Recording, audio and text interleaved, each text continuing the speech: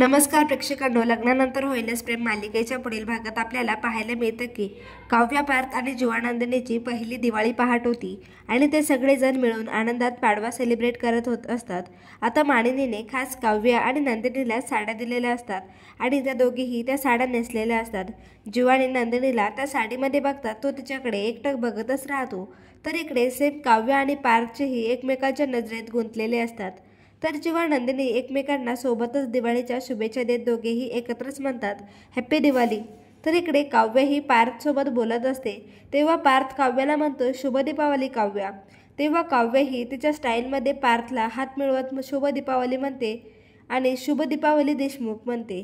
पण इकडे संकटाची सावट ही त्यांच्या सुखी संसारात डोकावते की काय असं वाटत आहे, कारण सुनीता ही तिच्या कॅफेमधून फटाकडे घेऊन तिचा खास बॉम्ब घेऊन काव्याच्या आयुष्यात धमाका करण्यासाठी येत आहे। त्या प्रेक्षकांना सुनीतामुळे लागेल का काव्य पार्थच्या आनंदी नात्याला ग्रहण? तुम्हाला काय वाटतं कमेंट करून नक्की सांगा आणि चॅनलला सबस्क्राईब करून ठेवा। मालिकेची पुढील स्टोरी खूपच इंटरेस्टिंग आहे।